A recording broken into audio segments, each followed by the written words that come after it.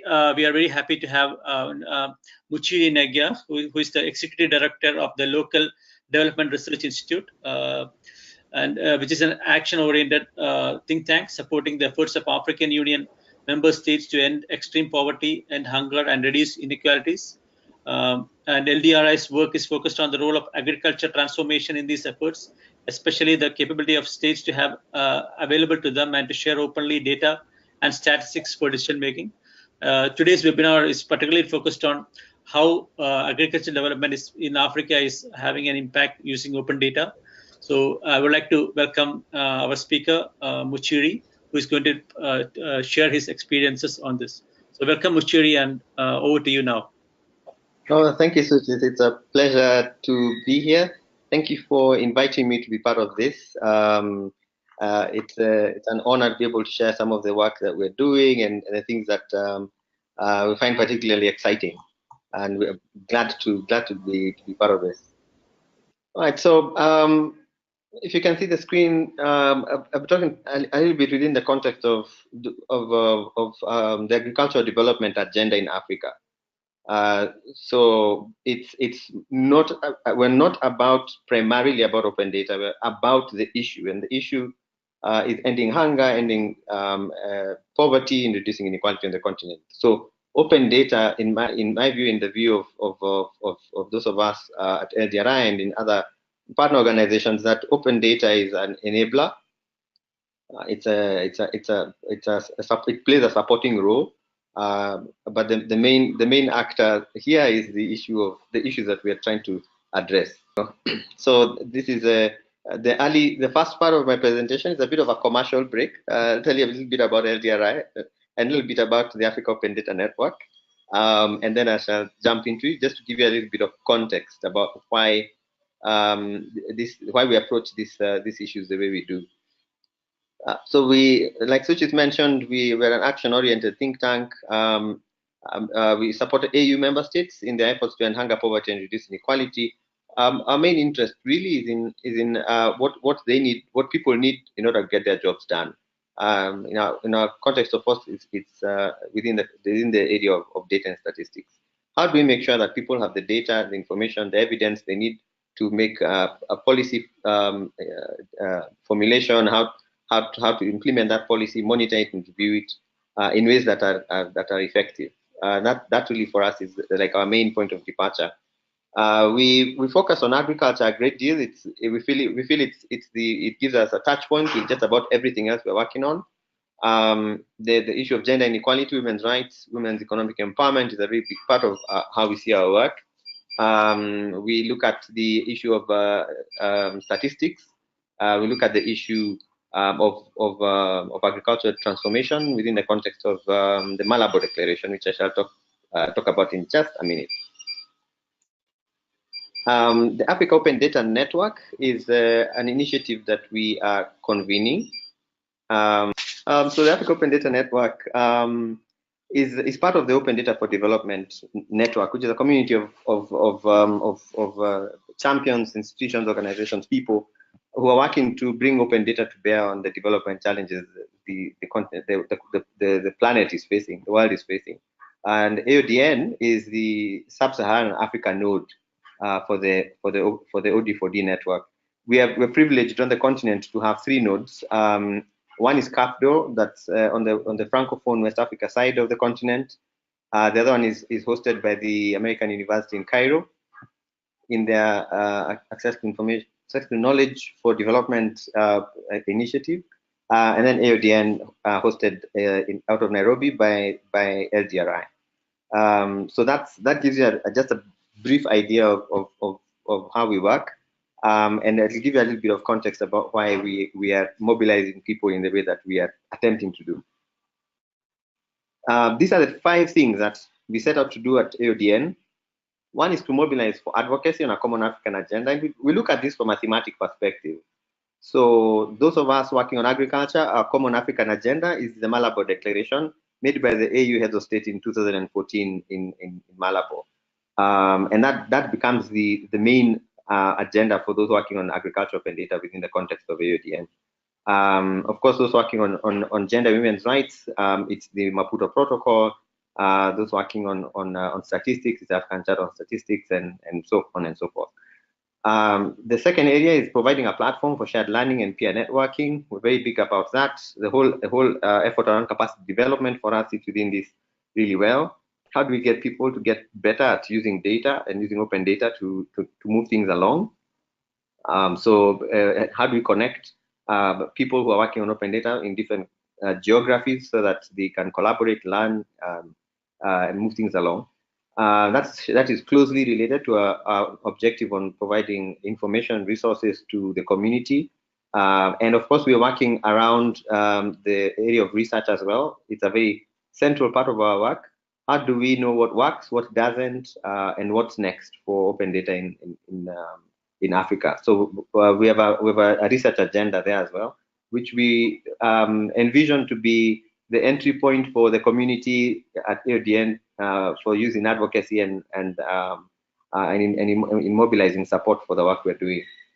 The fifth area is facilitating technical assistance to governments for successful open data initiatives in Africa. We've had in the early years a few good steps on the continent with open data initiatives, but they've since faltered in quite a few countries, and we think that this is the best time now to start moving that agenda along and accelerate it. I don't think there's any time like the present when compared with where we've come from. The need for data to be available and usable by the people who are working at the front lines, I think the need is highest now than it has been in the past.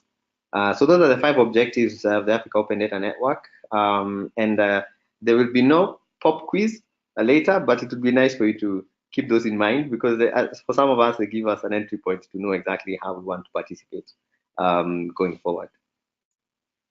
So I'll just now jump right into it. Sherlock Holmes is credited with this quote.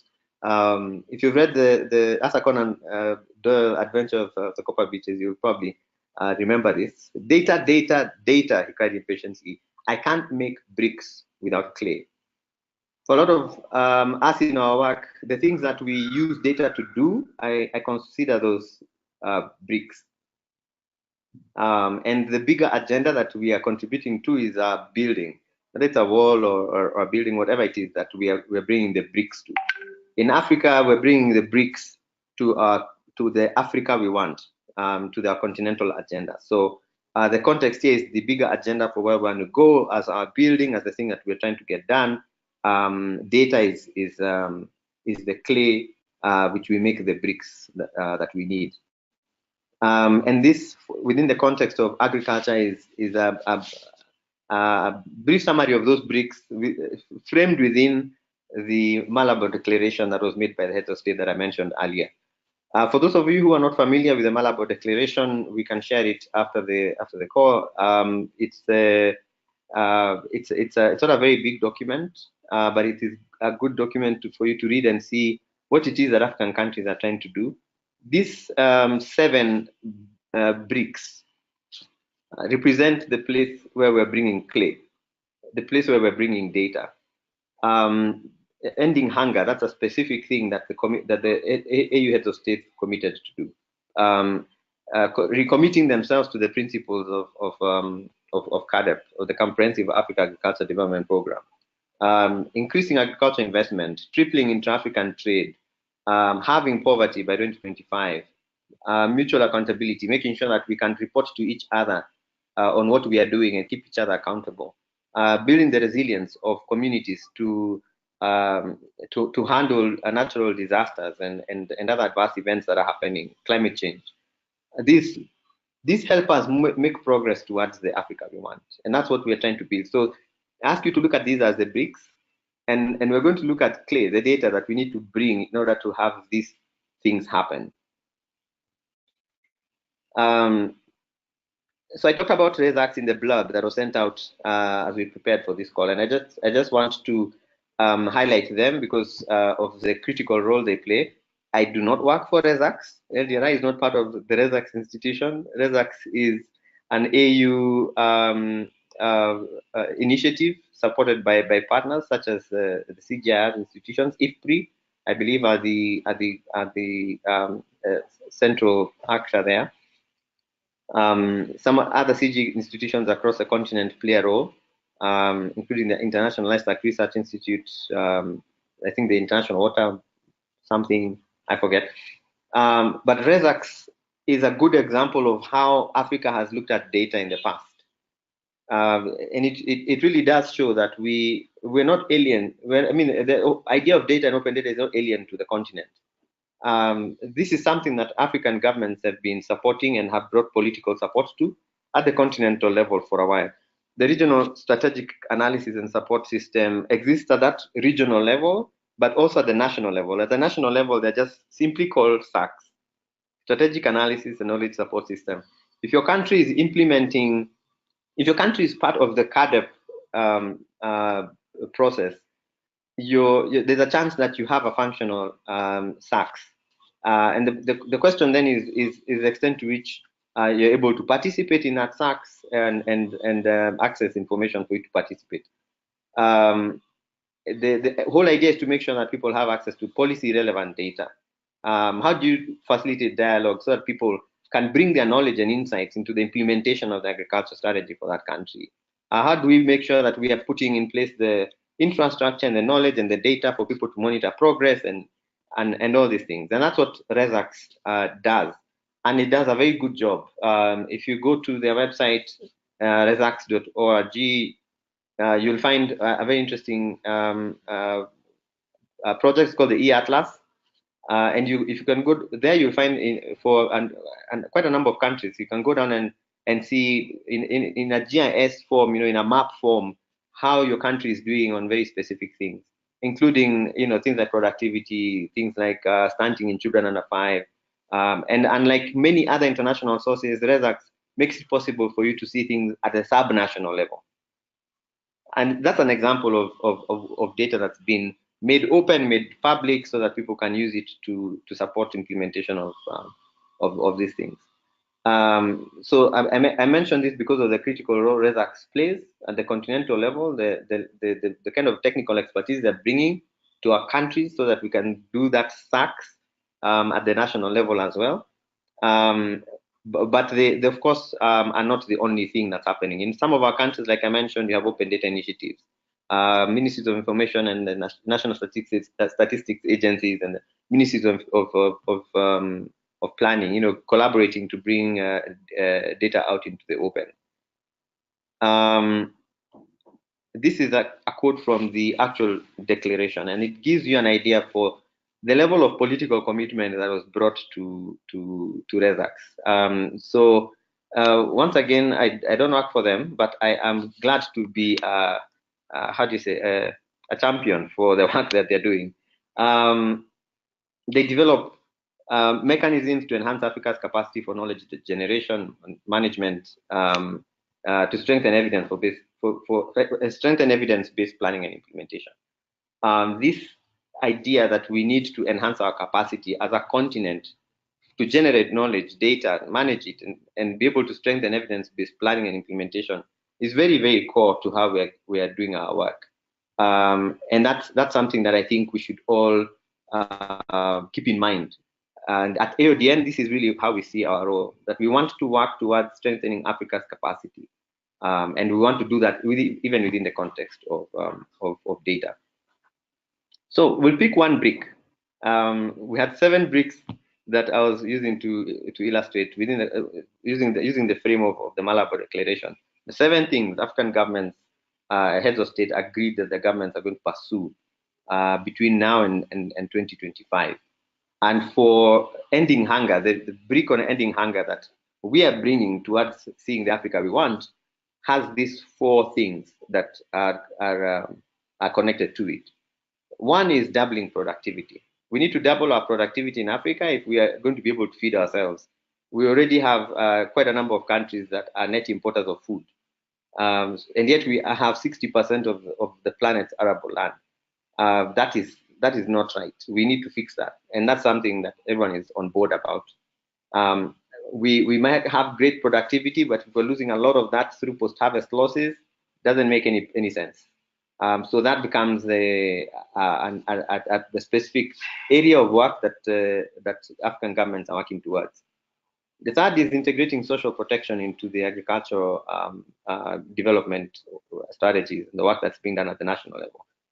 These are your strategic food reserves, your cash transfers, all those social protection things that are being put in place.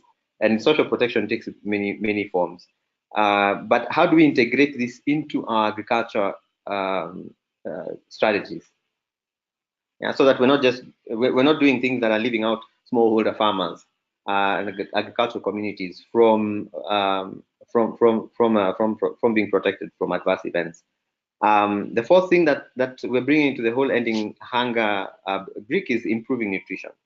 We need to deal with the issue of stunting in children under 5 and undernourishment of children. And if we don't, we will have a population that grows up with significant cognitive challenges.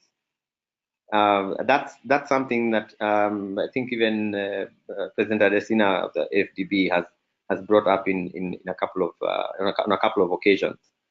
So here is where the challenge lies. That we have productivity data that is missing for very many countries, and it's not entirely absent. If you go to multilateral sources, you'll find some aggregates present there, and we know that the national governments are the ones that provide multilateral institutions with data. So that means the data exists, but it's not out in the open, and therefore people cannot bring their wisdom to their governments on what they feel could be done to improve agricultural productivity across our countries. That means African countries are missing out on a big opportunity to tap into the wisdom, the intelligence of African human capital to deal with the issue of doubling productivity.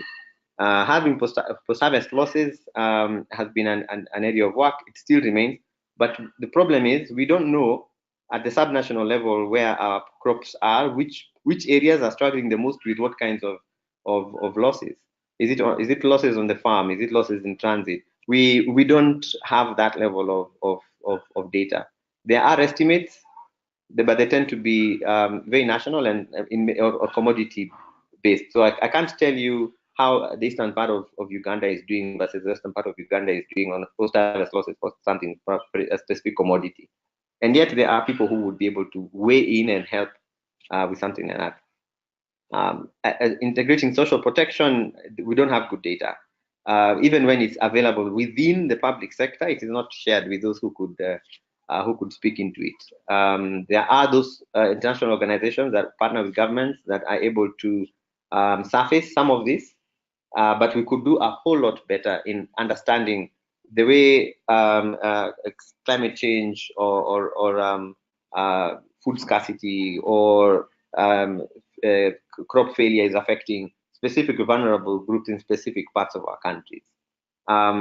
Improving nutrition I've left for last, not just because it's in the order of the way they were mentioned in the declaration. It comes number 4, but also because it's one of the most interesting, in my opinion. We have a very large number of countries, about 32 32 countries that provided data on nutrition during the biennial review. So at the African Union level, if you remember one of those bricks was mutual accountability.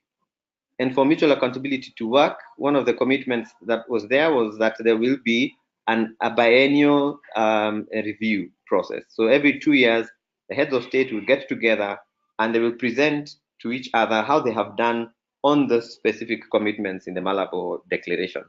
So during the last biennial review, which was the first one actually, it was in January of this year, there's some very interesting insights that came out on undernourishment, for instance.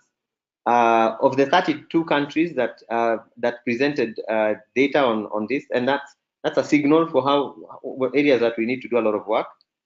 And only 9 countries were on track to deal with undernourishment by 2025. 9 countries. That means across Africa, 55 countries, only 9 are on track to deal with the issue of undernourishment in children under 5. But of those 9, 6 of them have already met the 2025 target. 6 of them. When you look at those 6 countries, they're in West and North Africa, meaning there are no countries that are on track to deal with undernourishment in East, Central, and Southern Africa.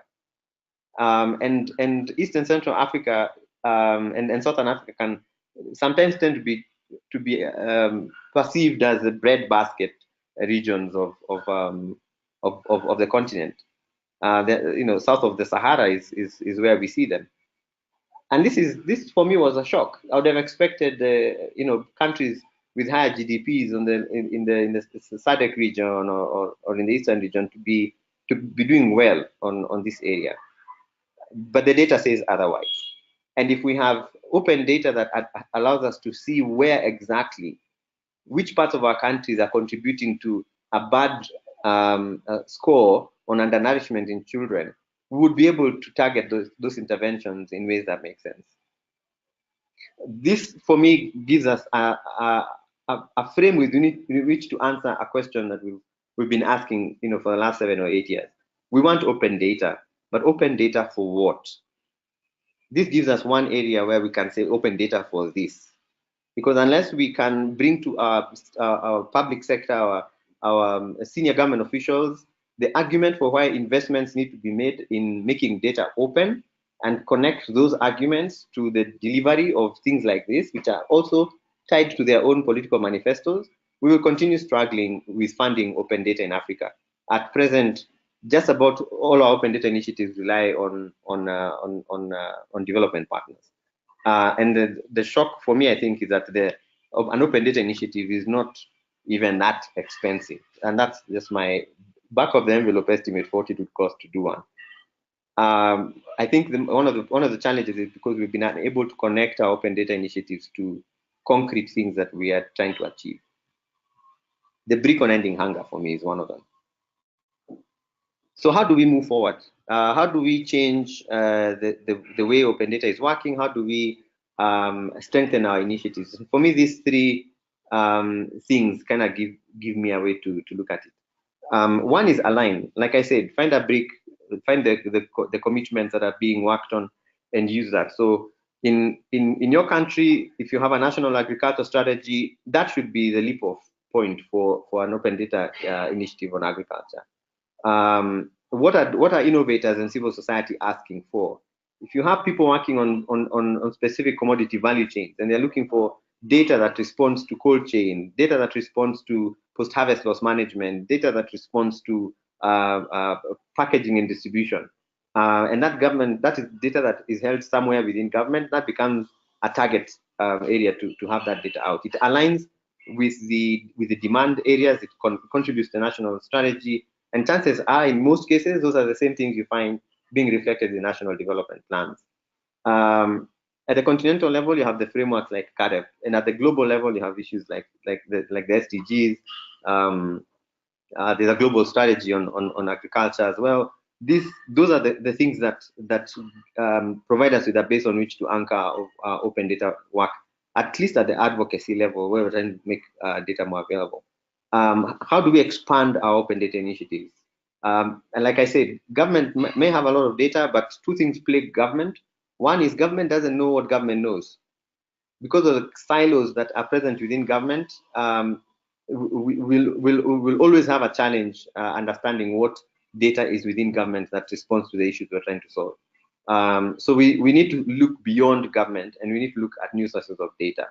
Earth observation is one of those that have become a very good new source of data. But there could be other ICT-driven sources of data from social media and cell phone records and whatever it is that is out there that can help us move this agenda along. And if we can find ways of getting that data out into the open space, especially data that's domiciled within the private sector, I think we would leapfrog into a new level. Thinking about whole of government approaches is important. Agriculture data doesn't just lie in ministries of agriculture, ministries of water. In Africa, we have ministries of irrigation and water that are away from the Ministry of Agriculture.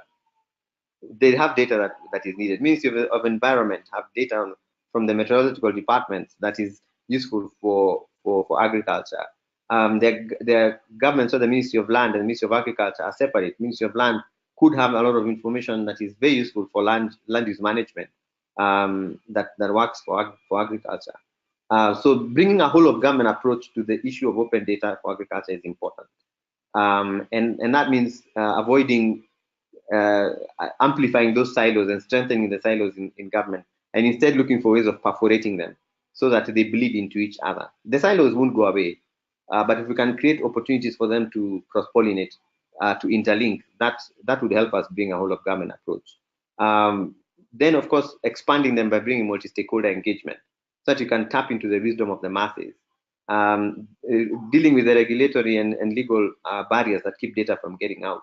All these are things that are useful for expanding and can be included in any roadmap that is being considered by a country that is looking at an open data initiative. The last area, which is and this is not exhaustive. These are just some of the things that I sussed out and which we've been looking at target areas for advocacy. But I think you will find amongst us here additional areas that can be looked at.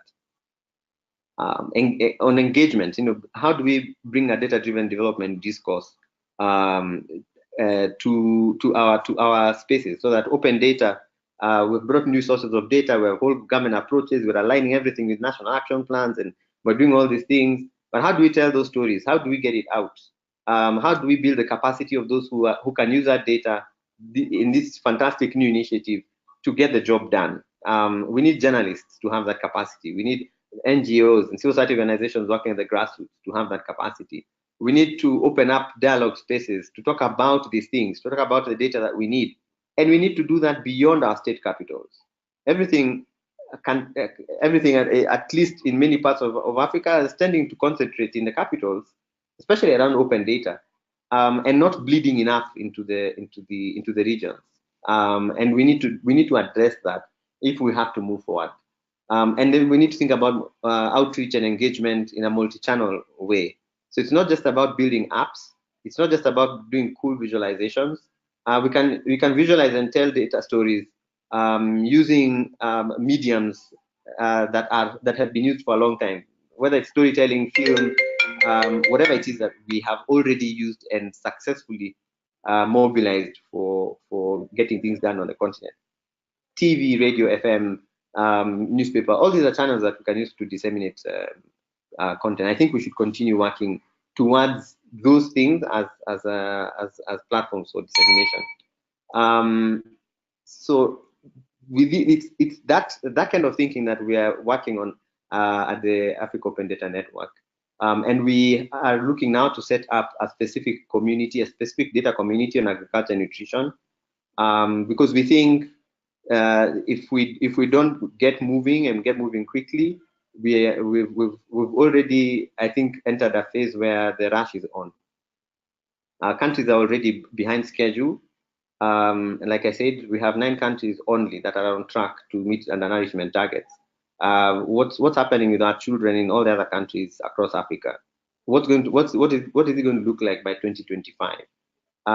We would like to bring the wisdom of the open data community and the community of people working on agriculture to bear on this issue. So the Africa Open Data Network is setting up a data community for agriculture and nutrition. Please join us. We are particularly excited at the possibility of working with GODAN and GODAN Action on this as well. So Chiefo, you expect to be hounded by yours truly to get some of these things moving as soon as possible. But if you'd like to be part of it, please, that's a link. Type that into your browser, click join, and select the agriculture data community, and you'll be good to go. There'll be formal communication on this in the coming couple of weeks, early September. But for advanced information, it would be great for you to be part of it, and we look forward to having you. That's how to reach us. My Twitter handle is in there, but I'm at Muchiri, Muchiri. But you can also reach me on just about any other one of these platforms, including the GODAN mailing list. So I think that's about it from me for now, Sochis. Thank you Over very to much, Muchiri. Thank you for your very informative presentation, and it's really good to for you to share all this background information on all these open data initiatives that you are involved in Africa. So it's really I want to thank you again for this very informative presentation, and I would like to request our all the participants who have joined us today to please send your questions through the chat window, and we can answer, and Muchiri will be happy to answer these questions, and I will read out one by one these questions.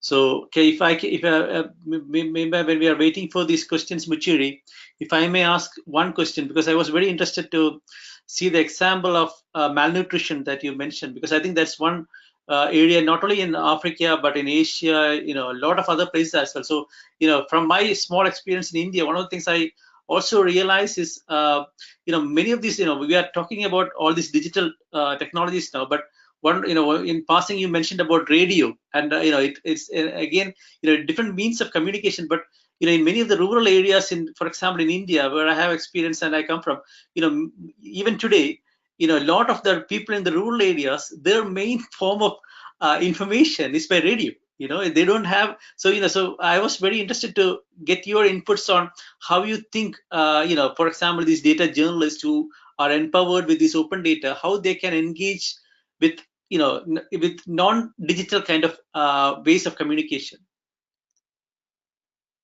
Well, thank you, Suchit. This has been probably something that I've ranted about quite a bit over the last few years. But yes, radio remains, FM radio especially, remains the killer app in terms of reaching the masses. We still don't have an app that supersedes it. And I think what comes closest next is SMS. So these are what some people might refer to as very rudimentary technologies, but they have the widest reach and they're extremely effective. The thing about it is that it requires us to be a whole lot more creative in how data to tell the story that we're trying to get forward. So, for instance, we talk about data visualization. It becomes very difficult to get someone who works on radio to understand then what that means if all you have is a microphone. Right? But the truth is, it just means that you now have to take your data visualization to the mind of your listener by painting, word pictures. Just to give an example, I had a journalist in I think it was 2012, 2013, thereabouts, who did a piece on radio on talk radio one morning, talking about there's a big scandal in Kenya around that time around some hiring of a jet, but the figures here are something like $3 million. In local currency, those are numbers that many in the rural areas cannot wrap their minds around. 300 million shillings. It's a ridiculous number. It gets to a point where the numbers don't make sense anymore. And this guy on his show started talking about hunger and how there's no food and how they're making how there's been appeals for relief food in that specific part of the country. But then the guy segues and starts talking about this $3 million expense on a jet, and then he breaks it down. He says, because people who live there know there's this one specific 70-kilometer stretch of road that links the main town with the biggest town in the region. So everybody at some point will use that road within maybe a month. So it's an area, it's a road that is well known. And this guy breaks down the story of the $3 million by saying, you know what, one bag of maize currently costs this much. I can't remember. It must have been like maybe $25 or something. And he says if you line up bags of maize end to end on the road from starting from the town, that's enough money to line up bags of maize all the way to, and he gives the name of another town, quite a number of kilometers away. Yeah. The SMS and phone calls that came in after that, of real irritation, blew his mind. He hadn't really thought about it as data visualization. He was just looking for a way of breaking down this abstract idea of $3 million into a number that people can see. But people could see in their minds, they could see a bag of maize. They know a bag of maize. They could see it on that road. They know that road. they could see it all the way to that market that he talked about, and they could see just how far that is and how much maize that is. So when they thought about how much the hunger and it was going through that particular area, it made it very easy for him to get his point across. So it's not impossible to use FM radio to create a data visualization, only that the visualization would be in the minds of your listeners. It just takes some creativity in your storytelling. And we at LDRI, we are looking at FM radio a whole lot more. We've done some work in one of the counties, working on agricultural inputs, putting out information on FM radio. And the next phase of that work for us is mobilizing community radio stations, community FM radio stations to push out some syndicated content that we will be creating and putting it out there. And this will be data-driven content on inputs and fertility. So it's a bit more of that agriculture extension kind of information. I see. But via FM radio. Thank you, Muchiri. I think that's really interesting discussions, and the ideas from your on different kind of modes of communication as well. So now some questions are coming through. So if I may, I will like to give the floor to the audience who are asking the questions. One question from Linda Beldusian is asking, are some of the data issues mentioned a matter of opening up more data or collecting more data? That's data available collected but closed, or it is not collected at all? So it's both. We have, I think what poses the biggest existential risk to open data is the existence of the data in the first place, right? And we do have data that doesn't exist. I mean, it hasn't been collected in some countries, and in some countries it's incomplete.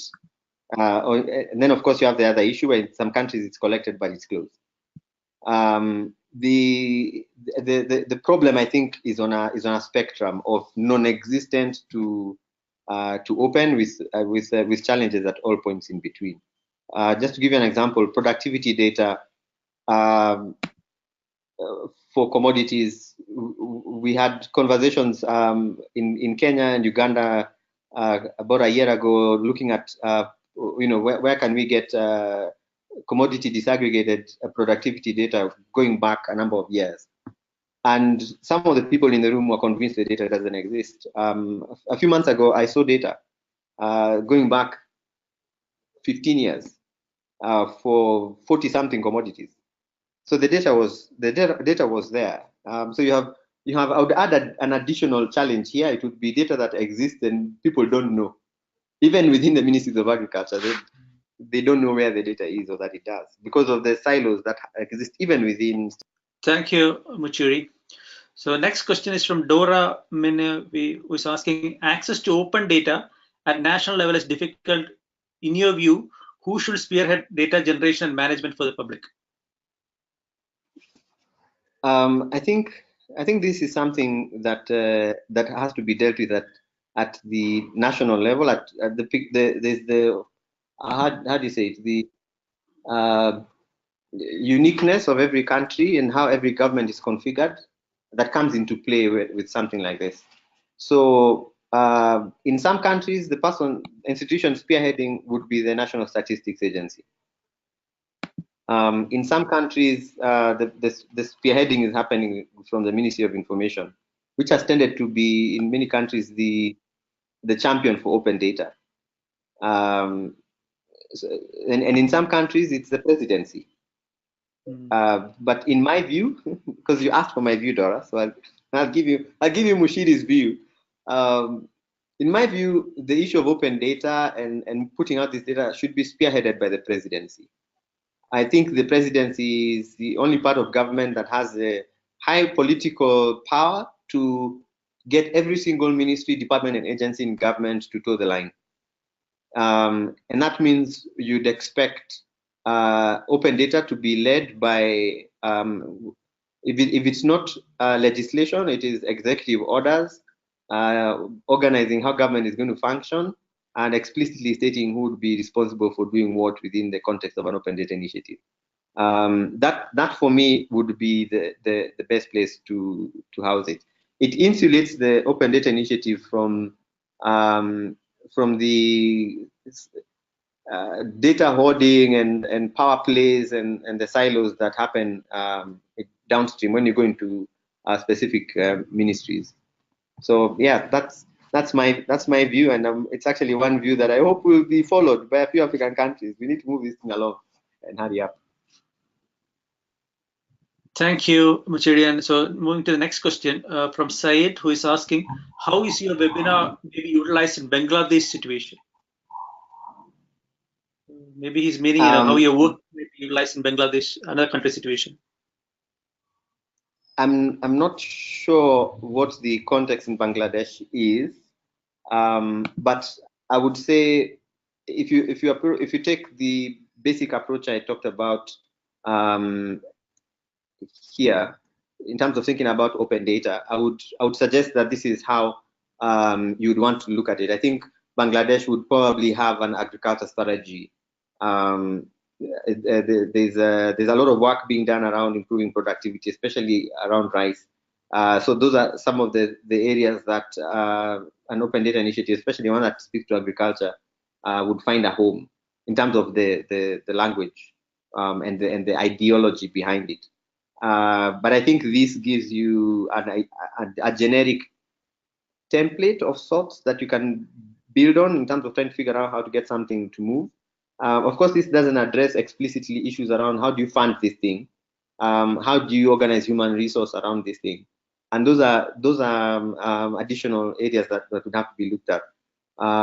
But yeah, this for me does give a generic approach that could be used, in my opinion, in the global south and just about anywhere. Thank you, Muchiri. So the next questions, couple of questions actually coming from Nick Van, who is asking, first question is, would it be great if CTA could launch a pilot on data translation for rural areas to inspire local people to share data? So it's more a question to CTA, but he's also asking, giving another example of another initiative is linking the various initiatives that exist and could be a pilot in the framework of the AODN. Example, Kenya in the east and Burkina Faso in the East Africa. In the west. So yes, there are initiatives. The initiative in Burkina and the one here, AODN is already. We're already looking for ways to build that out. We already talk. We already collaborate. Burkina hosts the West African node of the OD4D network.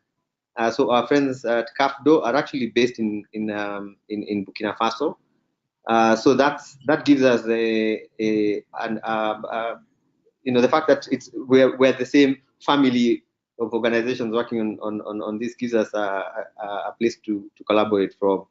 So CAFDO and AODN already have a relationship, and one of the things that we're looking to do is collaborate and grow this to benefit our open data initiatives in the West and the East. So yeah, definitely linking initiatives is a big part of how we see our impact going forward. Thank you. So the next question is from Loretta, who is asking, do we have good case studies illustrating the way in which using data has helped farmers in Africa? I think there are. There's one on fisheries. GODAN did a very good job with that one from Southern Africa. It's a very good case study on what happens when you can provide weather data and ICT tools to people within the agriculture sector. So those are the fisher folk who have a very specific kind of need, and I think there's a good case study there. There's a couple of projects that were supported by AGRA around providing mobile-based technologies, mobile technology-based solutions to smallholders, provide them with market linkage data and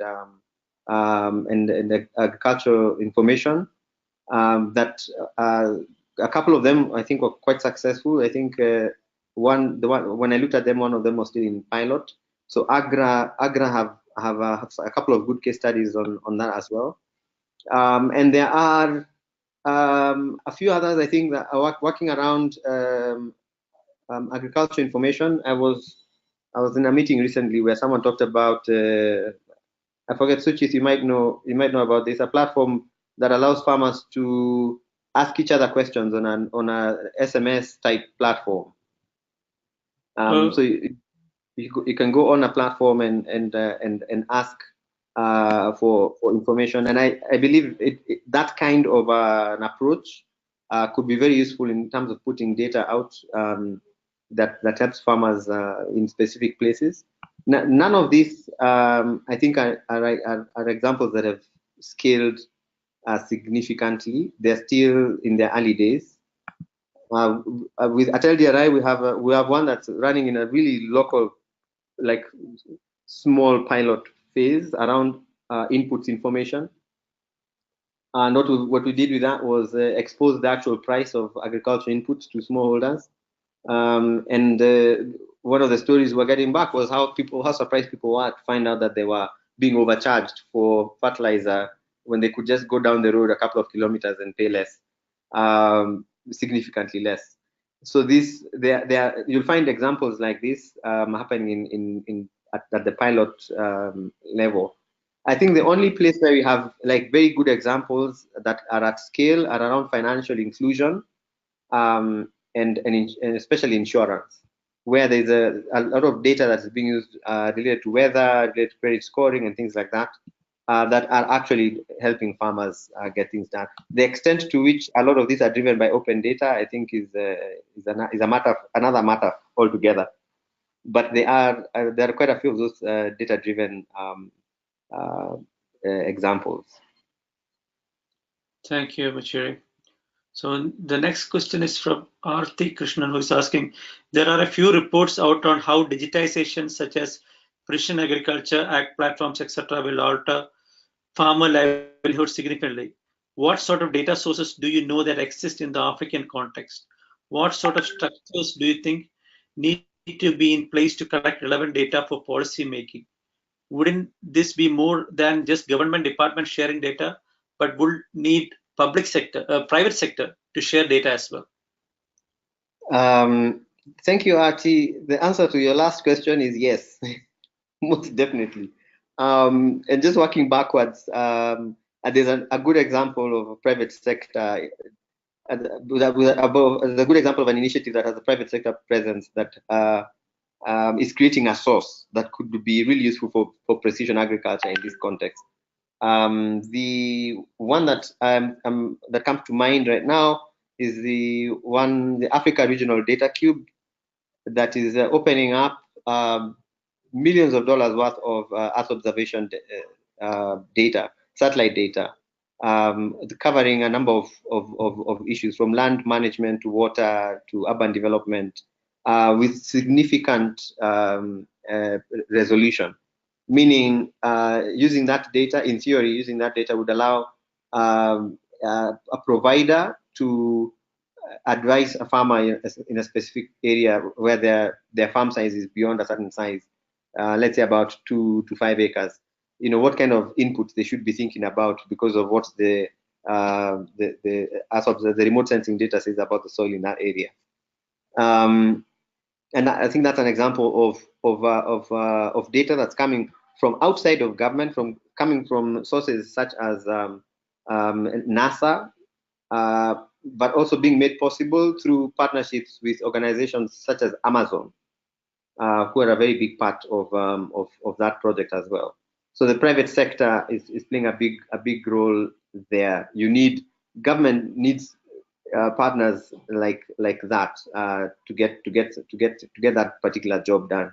There are other examples, but just if I was to pick that particular thread of the Africa Regional Data Cube and extend it a little bit, it gives you an idea of what kind of structures you'd need in place, because the Africa Regional Data Cube, for it to be operational, one of the things they had to deal with was the sovereign sensitivities of African countries when it comes to things like this. So they had to bring the first 5 countries that are part of the pilot together to agree on the modalities for how this thing would function, so that data can be made open to everyone. Governments can argue national security for anything. So making sure that this did not fall or was taken off the table, the national security sensitivities table. That was very important. So the structures that you need, in my opinion, are first of all those structures, your political, your administrative structures, and then your technical structures, which in this case could be the provision of high performance computing infrastructure within your national agriculture research institutes that is made available to other stakeholders. Some of that infrastructure sometimes lies within universities. How do you bring the academia to this space so they can do that? It's government departments that maybe already have that kind of infrastructure. How do you create the structure for that infrastructure to be shared across government in a way that makes it possible for data to go out? So that's the kind of thing that is necessary to think about. But if you don't deal with the political and administrative issues, you'll never even get to the level where you're trying to figure out if Amazon or some high performance computing environment in your national capital, have options. You'll never even get to that level. And that brings me to your first question: what sources of data exist? Just about every country in Africa has access to satellite data. That exists at a reasonable resolution for decision making to happen, and some of it at a level that allows for precision agriculture, where anyone with a two-acre farm can get data that goes back far enough for them to know what's going on and what they need to change about their inputs. Lastly, when you go now truly precision, I think there are new initiatives, new providers from the private sector who are doing interesting things. Companies that are making handheld sensors that get various data points that can be used by a specific farmer to figure out what specific part of their farm is good for growing what. And they collect some very basic data on soil fertility, on pH, and things like that. And those kind of data sources are there. The kind of data they make open, I think, is something on the data ethics side that we still need to continue talking about. Is the data collected by these private sector actors given back to farmers, or some of it hoarded and then monetized later without the farmers' direct consent? Those are maybe some of the issues that would have to be dealt with at the responsible data level of things. But yeah, we have the sources. We can have the structures in place. They're not hard. The private sector can be part of it. There are examples of how that has happened, and we need to grow that further. Oh, one example that's not from agriculture: the Ebola response effort in West Africa. One of the biggest sources of data that was extremely useful came from Orange, the call records data. So there's no way I think government would have been able to get that data without jumping through the usual legal hoops. But Orange made that data available and actually provided also to researchers to give input and ideas. So yeah, so that this I could go on and on about RT. So I think I'll just leave it there for now. Yeah, thank you, Muchiri. And we have a lot of questions coming in, but because of the time limitation, we'll have one more question answered. But what I will request colleagues is, even after the webinar, we will please join our mailing list, and we can continue the discussions through the mailing list. So I will make sure all these questions which are not answered, we'll forward them to Muchiri, and you can also email Muchiri directly any questions you have, and he'll be more than happy to answer them. So what we really hope is, please continue these discussions later as well. So let me just read out the one more question this is from Florence Cairo, who is saying, I'm inspired by your presentation. As you have pointed out, most countries, especially in Africa, open data requires a lot of collaboration from various stakeholders. In Kenya, for example, is it possible to engage the extension workers to collect and disseminate this data by setting up internet hub in villages? Yeah, so I'll answer Florence's question. It's a very quick one to answer. And Suchit, can I also throw in one very quick response to Phil Bear? Yeah, sure. Yeah, sure. Yes. Thank you, Florence. The issue of extension is actually a very, very big, not just challenge, but a focus area across Africa. If you go back to the CAADP, to the Malabo Declaration, the issue on doubling productivity, if you break down the issues that they are addressing and are doubling productivity, making access to information and skills for agriculture at the grassroots is specific. It gets specific mention. So it's a very important thing to look at. And yes, extension workers, especially public sector extension workers, can be used to collect. In fact, they are already used to collect and disseminate data by the governments, of course. And I think the opportunity now is to figure out how to upskill them and give them the equipment that they need to get that job done. They are some of the most dedicated people I've ever met, who really have, in many parts of the country, in Kenya, have a very real commitment to the productivity of agriculture. Yes, so absolutely, it can be done. Infrastructure would become an issue in some parts of the country, but those are things the county governments can deal with, because this is a subnational issue. The national government isn't involved except at the policy level when it comes to agriculture extension. Phil Bear, you ask a very good question. How are you confident with those open data, as it may not be true? That is definitely something that many people find with proactively released data, the nervousness about, so why was it made open so easily? The thing to look out for is that if you look at a piece of data, if you can find a second source or a third source, that is extremely useful in helping to triangulate and tell whether the veracity of a specific piece of information. So you can be confident if you put in a little bit of background research to establish whether that piece of data is accurate. The second thing that you do, any open data that is published, look at the metadata, look at the contact information. Who can you get in touch with to get more information on that particular data set? What was the methodology that was used for generating that data before it became open? Those are some of the things that can help you build the confidence to use any open data that you find out there. So yeah, I'll leave that there. Thank you, Muchiri. Thank you for and I want to thank all the participants for joining this webinar and all these questions which have been asked, which is many of them we couldn't answer today, but we will make sure this discussion continue later as well. So on behalf of GODAN, I want to thank Muchiri for presenting this very informative webinar for us today, and I also want to thank our colleagues in CTA, Chipo Mesengni and Chris Addison, and everyone who helped us facilitate this webinar today, and every one of you who joined us today for joining us. And we have recorded this webinar, and we will make this webinar available later as well for those of you who were not able to join us today. So we will. I want to again thank everyone for joining the webinar, and we look forward to seeing you at a future webinar later. So bye for now. Bye bye. Thank you.